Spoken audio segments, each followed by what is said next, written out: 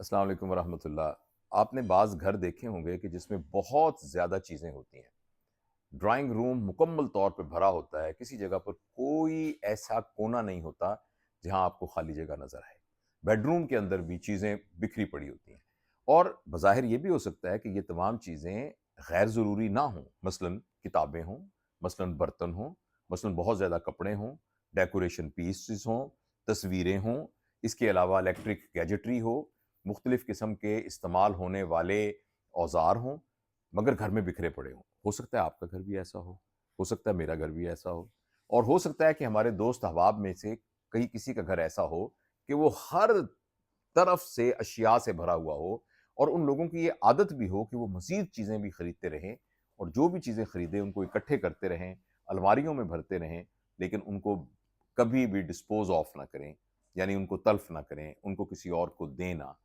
तो ये जो कैफ़ियत है, ये एक नफ़सियाती बीमारी है, जिसको होर्डर्स सिंड्रोम कहते हैं, होर्डिंग सिंड्रोम कहते हैं, HOARDING, आप इसको सर्च कीजिएगा।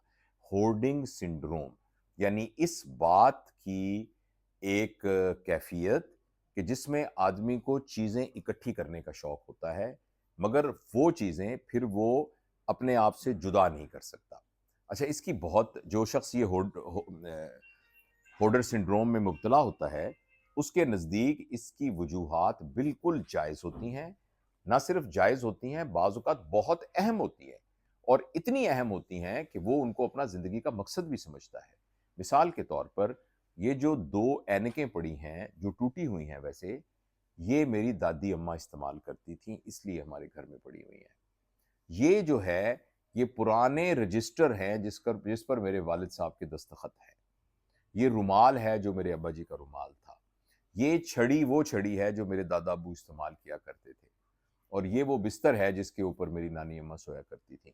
तो इसलिए मेरे लिए ये कितनी अहम है। ये वो पहला कुर्ता है जो जब मैं पैदा हुआ था तो मुझे माँ-बाप ने पहनाया था, तो हमारे ख़ानदान में अब तक ये सँभाल कर रखा हुआ है। और इस तरह से बहुत सी ऐसी चीज़ें होती हैं जिनके साथ एक रिश्ते की वजह से एक अटैचमेंट होती है और आदमी ये समझता है कि अगर वो इनको तल्फ़ कर देगा, ज़ाया कर देगा, घर से निकाल देगा, तो जैसे वो गुनाह कर देगा। जैसे वो उस रिश्ते की तौहीन कर देगा, जिस रिश्ते की वजह से वो चीज़ों की उसकी ज़िंदगी में अहमियत है। एक तो ये वजह है। अच्छा, दूसरी वजह ये है कि बाज़ औक़ात कुछ लोग ऐसे होते हैं कि वो इनको अपनी एक इवेंट की मेमोरी के तौर पर रखना चाहते हैं। मिसाल के तौर पर जब मैं पहली दफ़ा अपनी वाइफ़ से मिला था, जब हमारी शादी नहीं हुई थी और हमारी मुलाकात हुई थी, तो उस वक़्त जो स्वेटर पहना हुआ था वो ये वाला स्वेटर है। या मैं जब गया था समंदर में तो वहाँ से मैं ये सीपियाँ और मोती लेकर इकट्ठे करके ये सीपियाँ इकट्ठी करके लाया था। अच्छा, जब हम वहाँ ऑस्ट्रिया गए थे एक जगह पर, तो वहाँ हमें किसी ने ये चाय का पीने का कप तोहफ़े में दिया था। तो इन लोगों के अंदर ये बड़ी आदत होती है कि वो इन चीज़ों को भी इकट्ठा करके रखते हैं, जो कि वो समझते हैं कि अगर वो चीज़ें ज़ाया हो जाएँगी, तो वो जो उनकी याददाश्त है, वो जो मेमोरी है, वो ज़ाया हो जाएगी और वो मेमोरी उनकी ज़िंदगी के लिए बहुत ही कीमती हैसियत रखती है। इसके अलावा इन लोगों में एक ये भी आदत होती है कि अगर कहीं से मुफ़्त चीज़ें मिल जाएँ, जैसे हमारे डॉक्टर हैं, तो फार्मास्यूटिकल कंपनी वाले मुख्तलिफ गिफ्ट उनको देते रहते हैं। और बाज़ गिफ्ट ऐसे होते हैं कि जैसे कोई घड़ी दी, तो वो अमूमन चाइना की घड़ियाँ होती हैं, यानी मैं चाइना की किसी चीज़ की बुराई नहीं करता, थोड़ी-सी सब स्टैंडर्ड होती हैं क्योंकि उन्होंने तो बल्क में लोगों को देनी होती है। अब वो घड़ी ले ली है, चलती-वलती नहीं है, मगर आपने सँभाल के रखी हुई है। वॉलेट पड़े हुए हैं, आपका अपनी जेब में एक वॉलेट है मगर 5-6 और आपने सँभाल के रखे हुए हैं। या इस तरह की चीज़ें जो आपको कहीं से सोवेनियर के तौर पर मुफ़्त मिल जाएँ, वो आपने सँभाल-सँभाल के इकट्ठी करके रखी हुई हैं और आप वो किसी को नहीं दे रहे। लेकिन इन तमाम चीज़ों का फिर नुकसान ये होता है कि फिर घर के अंदर ये चीज़ें पाइल अप होना शुरू हो जाती हैं। और इन लोगों के अंदर जिनके अंदर ये होर्डिंग सिंड्रोम होता है, एक ये बहुत बड़ी टेंडेंसी होती है कि ना सिर्फ़ ये मज़ीद चीज़ें खरीदते रहते हैं या एक्वायर करते हैं, ज़रूरी नहीं है कि ये किसी की चोरी करके लेके आते हैं या सिर्फ़ मुफ़्त की चीज़ें क्यों लेते हैं, अपने पैसों से खरीदते रहते हैं। तो ना सिर्फ़ ये कि नई चीज़ें ये लेते रहते हैं, बल्कि ये है कि जो पुरानी पड़ी हैं, उनको निकालते नहीं हैं। आपने एक कंप्यूटर लिया था, वो पेंटियम 1 था, इस्तेमाल किया, अब वो ज़ाहिर है अपग्रेड हो गया, तो आपने पेंटियम 2 ले लिया, फिर आपने आगे कोर आई ले लिया, लेकिन जो पिछले कंप्यूटर पड़े थे, वो सारे के सारे आपने अपने घर में ही रखे। अब वो यानी वो पड़े हुए हैं आपके घर में, लेकिन आपको ये हिम्मत नहीं हो रही कि उसको किसी को दे दें। और बाज़-औक़ात किसी को ना देना इमोशनल रीज़न की वजह से होता है, और बाज़-औक़ात यही जो होर्डिंग सिंड्रोम है, ये एक अंदर तबीयत के अंदर तंगी होती है कि आप इसको किसी और को देना नहीं चाहते और अपने पास रखना चाहते हैं। इसकी निशानी क्या है? इसकी निशानी यही होती है कि जब आप उनके घरों में जाते हैं, तो आपको ये लगता है कि जो चीज़ जिस मकसद के लिए बनाई गई है या रखी गई है, उस मकसद पर के लिए आप उसको इस्तेमाल नहीं कर सकते। मसलन ये है कि आपने कॉफ़ी का एक टेबल रखा हुआ है, मगर उस पर आप कॉफ़ी नहीं पी सकते क्योंकि उस पे आपने किताबें रखी हुई हैं। आपका एक काउच है जिसमें आप आराम से लेटते भी हैं, उसको सीधा भी कर लेते हैं, लेकिन आप उस काउच को इसलिए इस्तेमाल नहीं कर सकते कि उसके ऊपर कपड़ों का ढेर लगा हुआ है। लिहाज़ा वो चीज़ें, इसके अलावा एक और शख्स भी होता है, जिसे कलेक्टर कहते हैं टेक्निकल टर्मिनोलॉजी में। कलेक्टर ये है कि जो बहुत चीज़ें इकट्ठी ज़रूर करता है, लेकिन उन चीज़ों के साथ वो इसलिए इकट्ठी करता है कि वो उसकी ज़रूरत होती है, और इसकी निशानी ये है कि उन चीज़ों को रखने के लिए उसके घर में एक मुनासिब जगह ज़रूर होती है। यानी उसने कुछ आलात खरीदे हुए हैं, जो उसके ख़्याल में किसी मैकेनिक को बुलाने की बजाय वो खुद अपने बिजली की चीज़ें ठीक कर सकता है, मगर बेड के नीचे एक खाना बनाया हुआ है जिसके अंदर वो सँभाल के रखता है और जब चाहे वो निकाल लेता है। इसके मुकाबले में ये जो होर्डिंग सिंड्रोम का आदमी होगा, उसकी जो चीज़ें पड़ी होंगी वो गैर मुनासिब जगह पर पड़ी होंगी, ऐसी चीज़ों पे पड़ी, ऐसी कॉर्नर्स में पड़ी होंगी जो कि एक्चुअली इस काम के लिए नहीं बनाए गए थे। तो ये एक सिंड्रोम है, और बहुत ही मुश्किल है इसका इलाज। मैंने इसमें जितनी सर्च की, कॉग्निटिव साइकोलॉजी और कॉग्निटिव बिहेवियरल थेरेपी और ओसीडी, क्योंकि इसका ओसीडी से बहुत ताल्लुक है, ऑब्सेसिव कंपल्सिव डिसऑर्डर, जिसमें एक काम करने की ख्वाहिश पैदा होती है और वो काम फिर आदमी कर लेता है, चाहे वो गलत है या चाहे सही है। जो चीज़ वो करना चाहता है, जो चीज़ वो लेना चाहता है, वो हासिल कर लेता है, और जब तक वो ना करे वो बेचैन रहता है। इसको ऑब्सेसिव कंपल्सिव डिसऑर्डर कहते हैं। किसी के ज़हन में ख्याल आया कि मैंने हाथ अभी धोने हैं, धो के आया, फिर ख्याल आया कि नहीं मैंने हाथ फिर धोने हैं, वो फिर हाथ धोने चला जाएगा, फिर धोने चला जाएगा। तो उसको वो रेज़िस्ट नहीं कर सकता, कोई लॉजिक से उसको समझा नहीं सकता कि भई आप तो हाथ धो आए हैं। तो ये थोड़ा-सा ऑब्सेसिव कंपल्सिव डिसऑर्डर से मिलता-जुलता मगर उससे मुख्तलिफ किस्म की ये बीमारी है। तो मैंने जब इसका रिव्यू सारा पढ़ा, तो मैंने देखा कि जो क्लिनिकल साइकोलॉजिस्ट इसका इलाज करते हैं, उनका ये ख्याल है कि दुनिया की आबादी में तकरीबन, अमेरिका का डाटा था ये, कि अमेरिका की तकरीबन, आप हैरान होंगे सुन के, 15% पॉपुलेशन, एडल्ट पॉपुलेशन किसी ना किसी स्पेक्ट्रम में होर्डिंग सिंड्रोम के अंदर मुब्तला है, 15%। और ख़ास तौर पर उन मुआशरों में तो ये बहुत देखा गया है, जो ब्रांड कॉन्शियस होते हैं, जो कि हमेशा नया ब्रांड आता है तो उसको लेने की कोशिश करते हैं।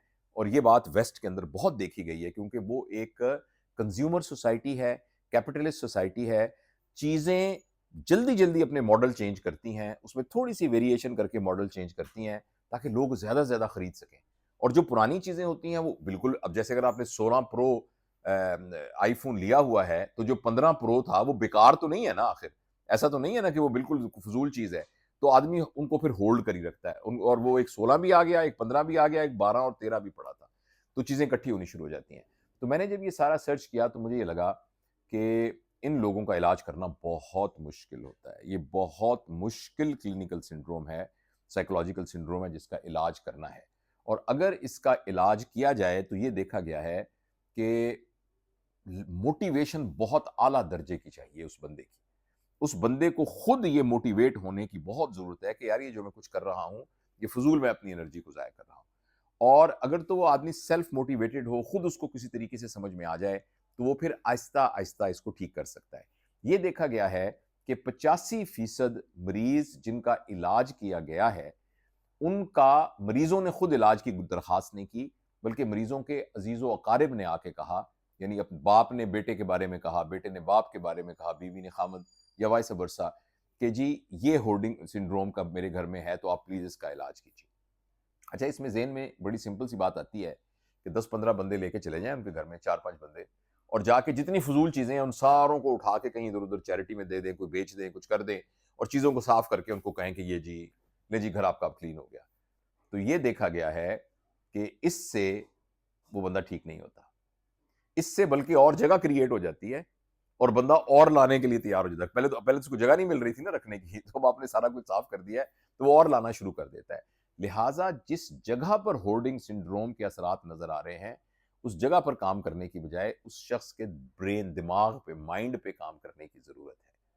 और उसके सिलसिले में अब तक जो मुरव्वजा जितने भी तरीका इलाज हैं, जो सबसे इफेक्टिव है, वो है जिसको हम सीबीटी कहते हैं, कॉग्निटिव बिहेवियरल थेरेपी, जिसमें उस आदमी को चैलेंज किया जाता है। मिसाल के तौर पर, यार ये जो तुम्हारा ट्राउजर पड़ा हुआ है, इत्तेफाक से पड़ा हुआ था मेरे भतीजे का, ये ट्राउजर पड़ा हुआ है, तो मैं ये आपसे पूछना चाहता हूं कि आपके लिए कितना जरूरी है।